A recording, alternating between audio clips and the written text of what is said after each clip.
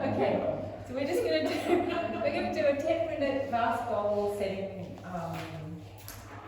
It's like a snapshot actually, because this section of our program actually takes about 2.5 hours, but we're going to run through fairly quickly so that you can get a bit of an idea. Okay, so we all set goals. We've already decided that, and some people set goals really willy-nilly. Some people set them in their mind, but they never write them down. Some people don't talk about them. And I just wondered,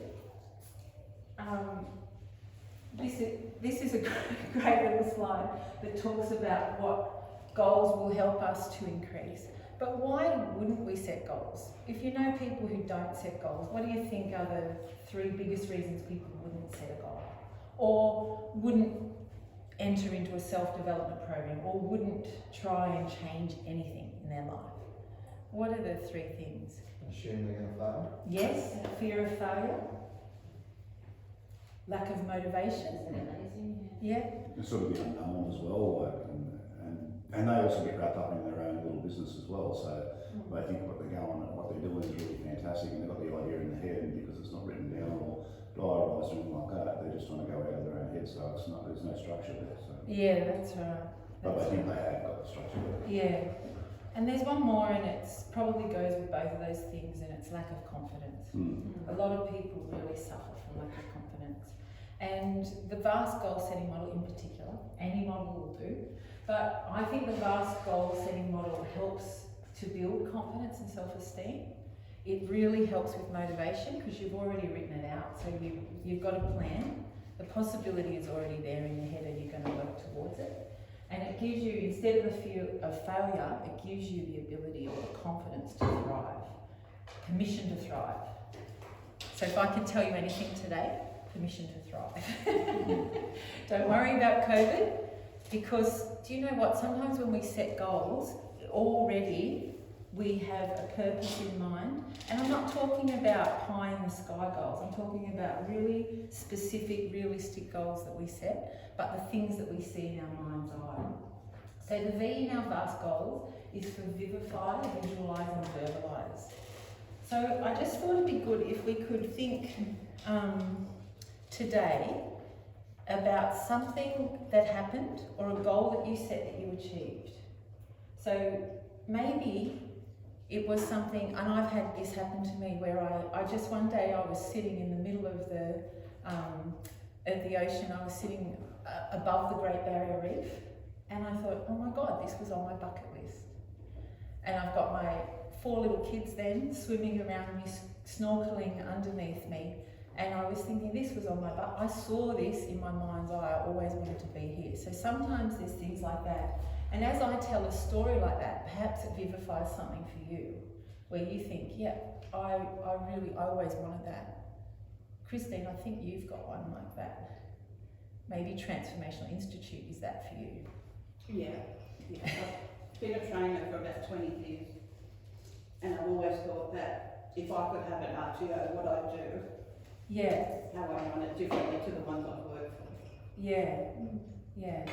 So that's the thing. Did you ever write that down? Did you ever write down, I'm going to have an RTO one day? No. But somewhere in a mind's eye. Yeah. And when the opportunity arose, here she is. So think about something, and maybe even write down a word that described how you felt when you achieved that goal. Just somewhere on your bit of paper. So, you know, for me it might be sensational. It was wonder and awe. You know, when I found myself sitting above the Great Barrier Reef, it was, I was surprised, but it was wonder and awe. It was, you know, it was like a thank God moment. It was like, oh, I'm so glad I'm here right now with these people doing this. So visualise it. So when you vivify it, then you want to take it to the next level. So then I want you to think about a goal, something that you would like to achieve, and visualise it. Close your eyes if you want. Shut down for a little minute. Have a breath. Take a breath and actually imagine something that you want to happen, despite of the circumstances, despite the environment that you've found yourself in. Think about something that you want to do. The A then, so we visualise it and then we verbalise it. We tell somebody about it. The A is acknowledge where you are now in relation to that goal, that new goal. Acknowledge, I'm not there yet. That's okay. It's okay to say, I'm not there yet. When 5 years ago or 10 years ago, Christine was nearing retirement age and she was probably thinking, I'm not there yet. I'm really picking on her. I might not have a job after today. Okay. The really big A in vast goals is affirmation. Now we all talk to ourselves. So this is not a wishy-washy thing. We all talk to ourselves. Sometimes we talk to ourselves in the negative. I'd like to encourage you to talk to yourself in the positive. Write an affirmation towards the goal. So if I want to be the best facilitator I can be, I'm not going to get up every day and say, God, I suck at this. Why am I doing this? I'm not funny. I'm not entertaining. You know, I don't talk to myself like that. I get up and think, I've got something to give. I've got something to share. Even if it's just breakfast, somebody's going to get something out of today to sustain. And then achieve. Incremental steps each week. Begin to achieve something towards that goal. Smart it up. This is no surprise. If you've set goals, there is an acronym already for the SMART goal, which is specific, measurable, achievable, and realistic. So this is why I say the goal is not pie in the sky, we're never going to reach it, we're never going to get there. Make it specific. Really, when you vivify it, when you visualise it, get really specific. What are you wearing? Who's going to be there with you? Who are you going to celebrate with? What can you smell? Is there a beautiful tree in the garden of this place? Another aha moment for me was Monet's garden. I signed up to do a little trip with my daughter to go to France, and I found myself in Monet's garden. Oh my God, I always wanted to be here. So I know what I was wearing that day. I know who I was with. I know how it felt to stand on the bridge across the little river. You know, these are great images because if you did it once, you can do it again. If you hit a goal, if you hit a milestone, you can do it again. So smart it up, measure it. That's the most important word in this one, is make it measurable. Because if it's measurable and you've got a time frame for it, you can measure it at incremental time slots. Oh, sorry, Dan. I didn't realise you didn't have a clicker. Sorry. Tangible. Our T in vast is tangible. Turn it into something that you can see and you can feel and you can quantify. So it actually, the end result is different. And keep the end in mind. Look at what you're going for. So we're not looking at the ugly old caterpillar, we're looking at the butterfly at the end that comes out of the cocoon. So make it tangible, turn it into something. And by that I mean, I work with a lot of people who set goals that are intangible. They're things about their attitude and their motivation that need to change. So things like, we had a guy that I worked with that when he was a boss, he was a supervisor, he had 20 men under him. When he walked into the lunchroom, everybody walked out. He had the highest rate of sick leave and absenteeism on his team than anybody else in his company. So he came onto one of our courses because he said, this is a rescue mission. If I can't get on with my team, I can't stay in my job. So we had to turn that into something tangible. How did we measure it? How many people stayed in the room when he walked into the lunchroom? We taught him things like take cake, make a joke. His really big milestone win was he got up and he testified how he actually put his hand on somebody one day when they were crying. It was a really big thing for a big burly carpenter to be able to show empathy. So these were the things we had to say, this is tangible. You walked into the lunchroom and only one person walked out, not 5. These are things.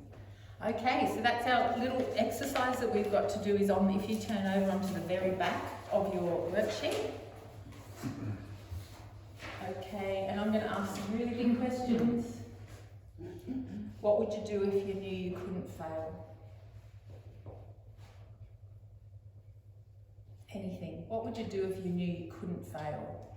I don't know if I try this hard.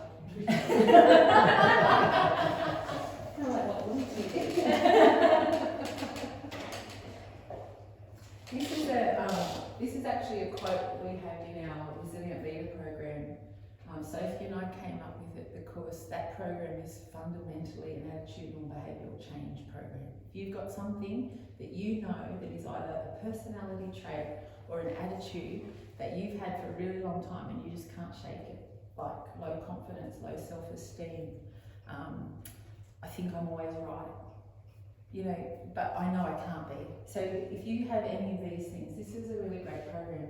And so we came up with this little quote: acknowledging our own capabilities, so you own it, to make the behavioural adaptations necessary to achieve a goal or reward and create enduring fulfilment. Because when we set goals, we want to make sure that the change is permanent, particularly if it's about an attitude or a behaviour that we want to see gone out of our lives. Yeah. So that in mind, what would you do if you knew you wouldn't fail? Anyway, don't have to answer that one. I would like you to also... I was actually wondering where we're supposed to If answer. has anyone got an answer? Does anyone want to tell me? Yeah, I'd probably put myself out more and make bigger promises. Yeah.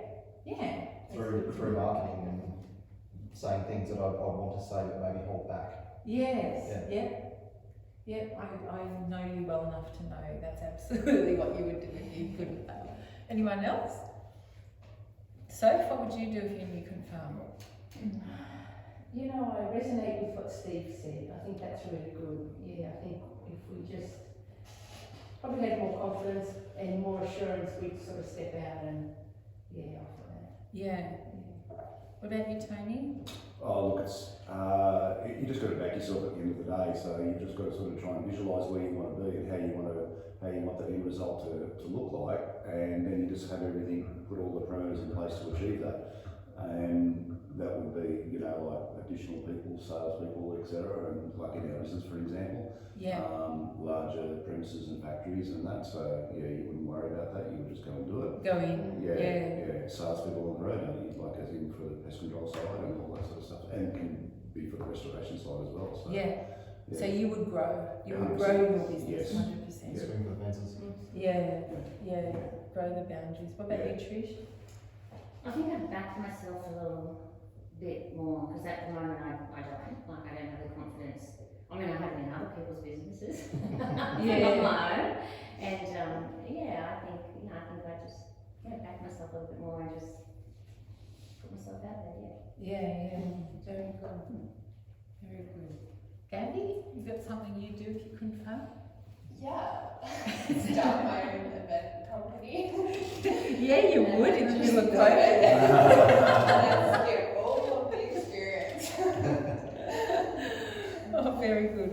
All right, what does success look like to you? Because this is our definition of success. But what does success? It might just be a word. It might be a feeling. What does success feel like to you?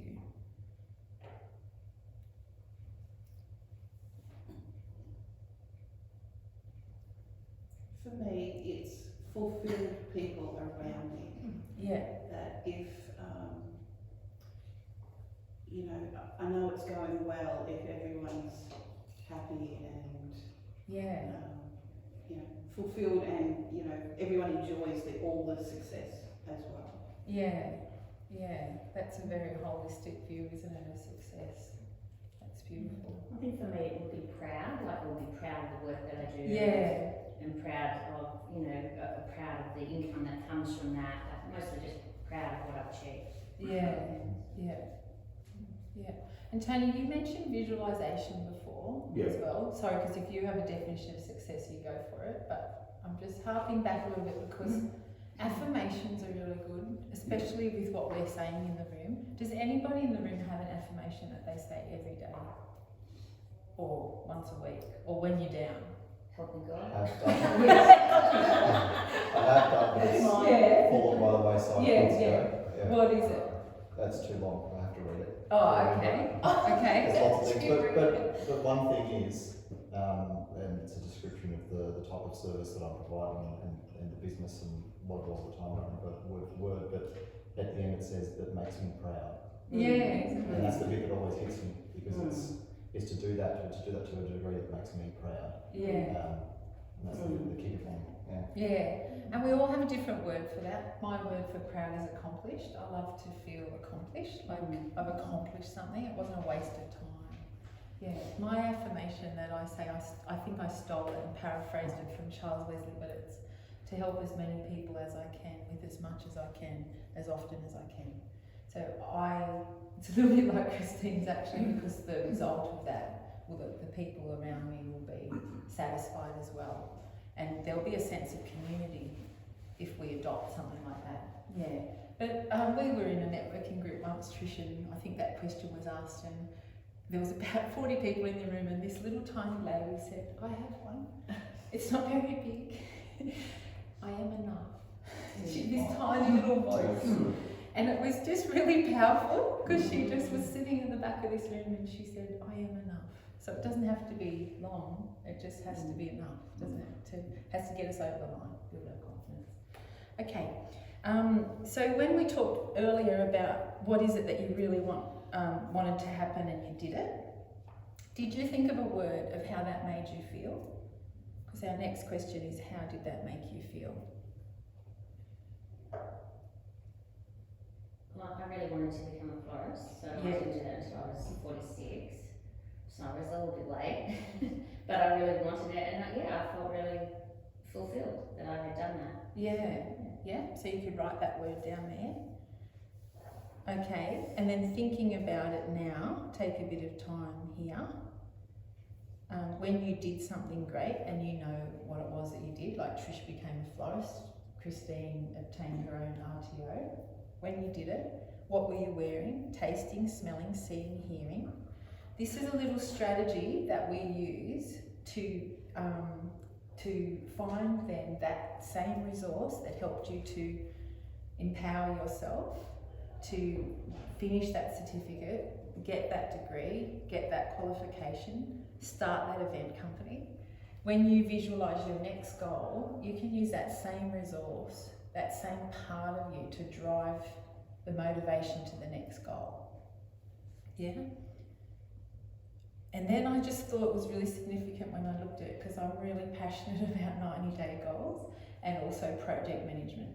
So when we look at, on our courses, we always tell people, you've got to make it a project.